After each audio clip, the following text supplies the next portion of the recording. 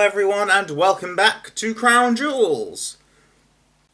10 years ago, Doctor Who celebrated its 50th anniversary, and the season to coincide with that started the year prior, with Series 7. I'm not going to separate 7A and 7B, it's called Series 7, it is an entire season, it is an entire package. Starting from Asylum of the Daleks, ending with The Name of the Doctor. I'm not sure how I'd count the Snowmen, but it's not going to be talked about in this series at all because I don't think it's a particularly outstanding enough story to be considered a crown jewel. I'm only looking for the best of the best.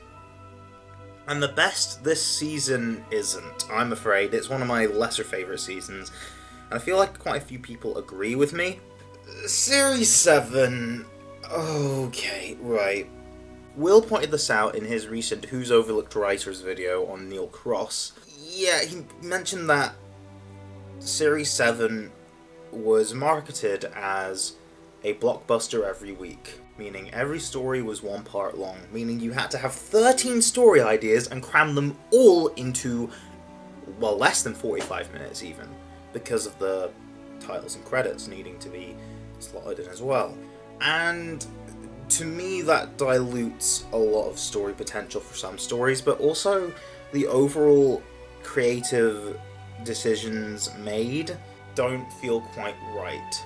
I'm not a fan of the overall story arc and how that messes with the Doctor-Companion dynamic introduced, particularly with Eleven and Clara. I'm also not fond of the farewell Amy and Rory get, although I am perfectly happy with the introduction of Rory's dad, Brian. There are good things in the season, such as Brian, and such as some episodes. I do enjoy episodes such as The Power 3 and Cold War, but there aren't many that I enjoy. Those, the Honourable Mention, and the Crown Jewel itself are like the only ones I truly enjoy. Like, I mean, I guess Dinosaurs on a Spaceship and Hyde are okay, but honestly, this season has arguably the worst Dalek story and definitely the worst Cyberman story in it. For the 50th anniversary of the program, I don't feel like this was a success in any stretch of the imagination. But that being said, it's not devoid of creativity, it's not devoid of talent. I definitely think all the actors and all of the behind-the-scenes personnel pulled out all the stops. This season visually looks pretty good. And also, they did the best with what they were given. And I can't exactly blame all of the writers. I think Stephen Moffat is probably someone to blame. He did have a lot on his plate, and he did think, ooh, let's try out this idea, and this idea failed. So, although I would blame him, I'm not exactly angry. There's no reason to be angry at trying something out and then failing. I know Doctor Who means a lot to us, but in reality, he was in charge of this art. This art didn't turn out very well. It was an idea, it didn't work. And that's unfortunate, but there's nothing really to be angry about here. It's just a shame because even the best of this season has more potential to it. So the honourable mention this time around is A Town Called Mercy. Why? I just think it's neat. I mean, Toby Whithouse. I think every single script of his is at least an honourable mention, bar Lie of the Land. We'll just ignore that when we get to that. I forgot to mention The Vampires of Venice should have been an honourable mention in Series 5. But that's just because I had a bit to talk about. There are already quite a few honourable mentions on my plate, as there was. A Town Called Mercy is just as good as that. Not got really much to say on that. It's The Rings of Akaten, as you could tell from the thumbnail. The Rings of Akaten, I think, is a really good character piece. It does the Doctor, and especially Clara, justice. I haven't mentioned up until this point that Clara is probably my least favourite companion. If not one of my least favourite. I definitely think they wanted to do more than they ended up doing. And even if she met the potential that she reached later on, I wasn't a fan of the creative decisions there either. But I think Jenna Coleman delivered a phenomenal performance, especially in this. She has a lot of complex emotions of feeling overwhelmed with possibility, feeling happy, consolation, grief. She has a lot of stuff to do in this, surprisingly, and honestly, that and her dynamic with the Doctor and her dynamic with other characters she interacts with is actually really good.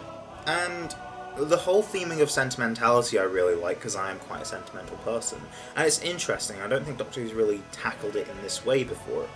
As for the allegory of religion, it's quite refreshing to have a positive religious stance.